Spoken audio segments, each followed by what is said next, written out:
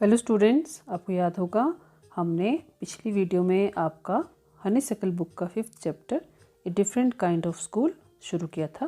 तो आज हम उसका नेक्स्ट पार्ट आपके साथ डिस्कस करेंगे। तो आप भी अपनी बुक्स खोलें और मेरे साथ साथ चैप्टर रीड करें। चलिए शुरू करते हैं second part of the chapter.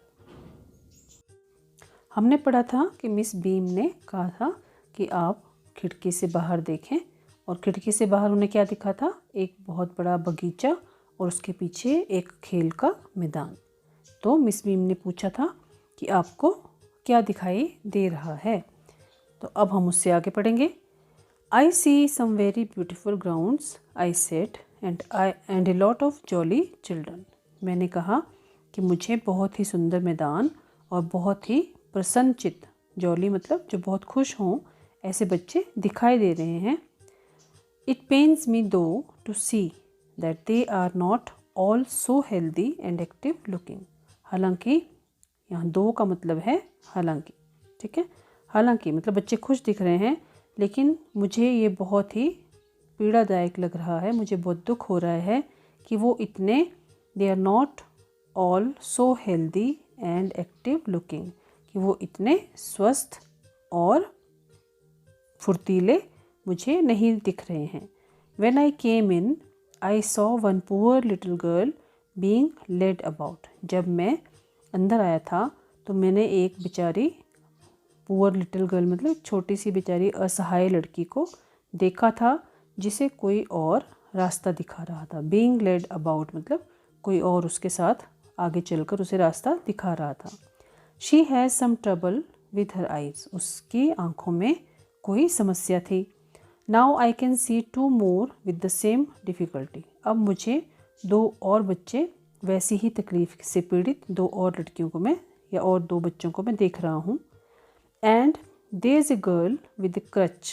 ये बच्चों सेकंड वर्ड आया है बैंडेज के बाद क्रच, है ना, जिसका मीनिंग आपको ढूंढना है। And there is a girl with a crutch watching the others at play. और एक और लड़की बैसाखी के सहारे, तो क्रच मतलब बैसाखी, है ना, के सहारे दूसरे सहारे खड़ी है और वो दूसरे बच्चों को खेलता हुआ देख रही है।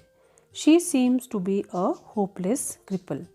ऐसा लगता है कि वो बेचारी होपलेस, जिसे कोई आशा ना बची हो, है ना, ऐसी वो एक अपंग लड़की लग रही है। क्रिपल मतलब अपंग, ये थर्ड वर्ड आया है क्रिपल, मतलब वो बहुत ही असहाय लग रही है। Miss Beam laughed. Miss Beam जोर से हंसी। Oh no, she said. उन्होंने कहा, अरे नहीं, she is not really lame. वह वास्तव में लंगड़ी नहीं है। लेम क्या होता है? लंगड़ी, जो लंगड़ा कर चलते हैं। तो वो नॉट रियली लेम, वो वास्तव में लंगड़ी नहीं है। This is only her lame day. ये उसका लंगड़ा कर चलने का दिन है, ठीक है। The others are not blind either. बाकी भी जो बच्चे हैं वो अंधे नहीं हैं। It is only their blind day, मतलब ये उनको सिखाते हैं, उन्हें महसूस करवाते हैं कि एक लंगड़ा व्यक्ति या एक अंधा व्यक्ति उन्हें वो जीवन अपना कैसे जीते हैं।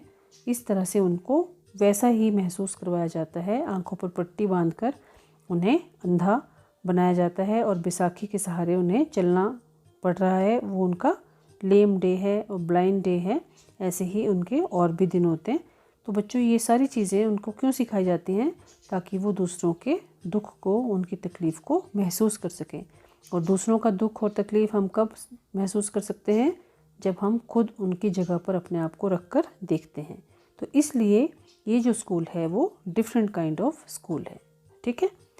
I must have looked very surprised for she laughed again. Miss beam फिर से हंसी। मुझे हैरानी हुई होगी, मतलब I must have looked very surprised, मतलब इन सब चीज़ों को सुनकर शायद मैं बहुत ही हैरान परेशान दिख रहा होऊंगा, क्योंकि मिस बीम फिर से हंसी, है ना। This is a very important part of our system. अब वो मिस बीम बोल रही हैं कि ये हमारे जो व्यवस्था है उसका एक बहुत ही महत्वपूर्ण भाग है। क्या व्यवस्था है? स्कूल की, जो उनका सिस्टम है। क्या सिस्टम है उनके स्कूल का? To make our children appreciate and understand misfortune we make them share in misfortune too. ये हमारी व्यवस्था का बहुत ही महत्वपूर्ण भाग है कि हम कैसे अपने बच्चों को सिखाते हैं। To make our children appreciate and understand misfortune we make them share in misfortune too. अपने बच्चों को हम दुर्भाग्य मतलब कठिनाइयों को सिखाने, कठिनाइयों से परिचित कराने के लिए और उनका महत्व समझाने के लिए हम उन्हें उसका भागीदार भी बनाते हैं। We make them share in misfortune too, कि हम सिर्फ बोलते नहीं हैं, है ना, हम उनको कर जैसे हम कोई चीज़ करके सीखते हैं। तो किसी को अगर किसी की प्रॉब्लम्स के बारे में समझाना है तो हम उन बच्चों को उन प्रॉब्लम से रूबरू करवाते हैं, उन प्रॉब्लम्स का उन्हें हिस्सा बनाते हैं, यानी उनके लिए प्रॉब्लम्स क्रिएट करते हैं। अब उन्होंने अगर उनको सिखाना है बच्चों को कि एक अंधा व्यक्ति कैसे अपने जीवन को जीता है, तो उसके लिए उन्होंने क्या रखा है, ब्लाइंड डे, है ना। उस दिन वो बच्चे एक अंधे व्यक्ति की तरह आंखों पर पट्टी बांध कर रहते हैं और दूसरे उनकी हेल्प करते हैं। तो इस तरह से उन्हें खुद महसूस होता है कि एक अंधे व्यक्ति का जीवन कितना कष्टदायी या कितनी चुनौतियों से भरा हुआ हो सकता है। तो वो तभी वो महसूस कर सकते हैं जब वो खुद अपने आप को उस अंधे व्यक्ति की जगह पर रखकर सोचेंगे और देखेंगे, है ना। Each term every child has one blind day, one lame day, one deaf day, one injured day and one dumb day. तो प्रत्येक सत्र में हर बच्चे का एक ब्लाइंड डे, एक लेम डे, ब्लाइंड डे मतलब उन्हें उस दिन अंधा बनकर रहना है। लेम डे में उन्हें लंगड़ा व्यक्ति बनकर रहना है। एक डेफ डे में बहरा बन के रहना है। एक इंजर्ड डे मतलब जब उन्हें चोट लगी हो। और एक डम्ब डे मतलब जब वो गूंगे होते हैं, है ना। तो ये सारे जो है उनको इस तरह से अपना एक्सपीरियंस करना होता है हर सत्र में हर बच्चे को। तो during the blind day their eyes are bandaged absolutely and they are on their honour not to peep. तो जब उनका ब्लाइंड डे वाला दिन होता है, उनकी आंखें पट्टी से पूरी तरह ढक दी जाती हैं। And they are on their honour not to peep, मतलब उनसे ये वचन लिया जाता है कि वो देखेंगे नहीं। नॉट टू पीप मतलब वो आँख खोलकर झांक कर देखने की कोशिश नहीं करेंगे।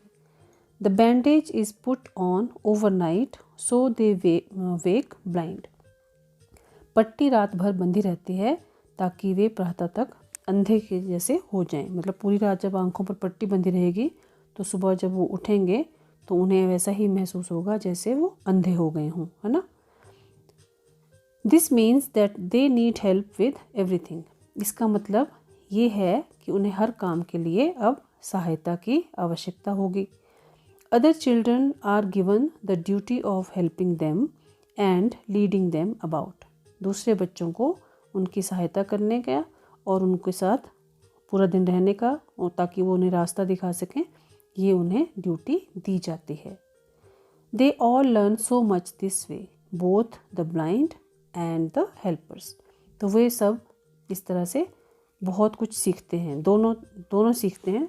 जो बच्चा अंधा बनकर रह रहा है और जो दूसरा उसकी सहायता करने के लिए है, वो बहुत कुछ सीख जाते हैं।